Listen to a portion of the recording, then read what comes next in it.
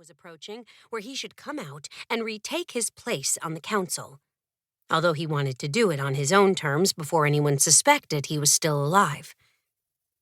Adler didn't know how to explain to the One that this would create problems he didn't know how to deal with, not to mention. What would happen to Adler then? The God Magician would replace him. He'd be kicked off the council, the only place he'd ever known. "I'm sorry, Master," Adler said, and Indicos glanced up from the bones, giving him a considering look. The dragon hadn't wanted to accompany him to see the God Magician that day. Maybe it was his growing strength or the strong odor he emitted, but for some reason, the small dragon disapproved of the whole thing. Adler couldn't argue. The One scared him, but that was only due to his power. "There is something else," Talon said, his spotlight-like eyes strobing around the black room. There were no walls, nothing except darkness. "Yes, my lord," Adler said, his shoulders slumped and eyes low. "Someone has brought something into the House of Seven that shouldn't be here." "Can you be more specific, Father?" Adler asked. "I cannot!" he boomed in reply. "It could be related to the record of the prophecy I destroyed long ago. All I know is that I sense a new presence, something that doesn't belong in the House of Seven, a creature of sorts. You ought to find this thing and get rid of it." "Yes, of course," Adler said, nodding and backing away. He hoped they were done. "Adler," Talon said, a growl in his voice that made the younger magician shiver. "The girl. I don't trust her. Unlike the other royals you've conditioned, she isn't pliable." "That's because she's been out of the house for so long," Adler explained. "Do you want me to find a way to force her to live here?"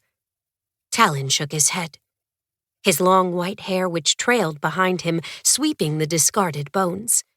"No. You screwed that up already, thinking you were trading her residency for the giant sword, which turned out to be a fake. I want the girl here, less, actually. I believe she senses me in here, and I want no one to investigate this place until I'm stronger and ready to leave it." Revulsion filled Adler's stomach. He could hardly fathom the God Magician becoming any stronger, but he knew that this time he'd return to full strength. Actually, he'd be stronger than ever. They were nearing the anniversary of the House of Seven, which would fuel him. It was this ritual awakening that was key to keeping the real history of the House of Seven buried.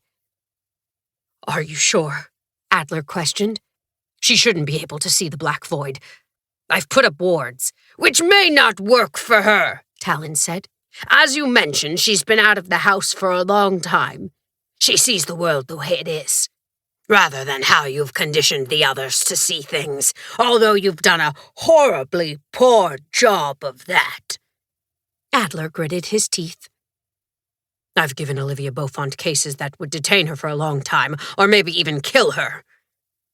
Adler had considered killing her himself, as he'd done to her family members. But too much suspicion would surround him then. No, it was better if Olivia died on a case, which would definitely happen if she faced these monsters.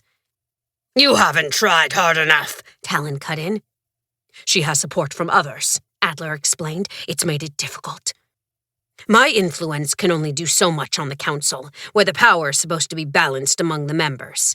"Yes, speaking of cases you can assign to the girl, I want you to bring back an ancient evil that was long ago banished by warriors," Talon ordered. "You don't mean—" Adler could hardly believe it. It had taken many warriors, many years to end the reign of those horrible creatures. The House of Seven was supposed to be about fighting evil, so if Adler brought it back, was he going against the very mission he held dear to his heart?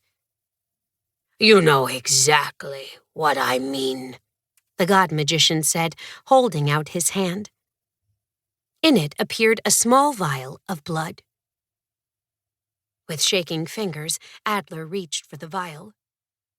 "You want me to..."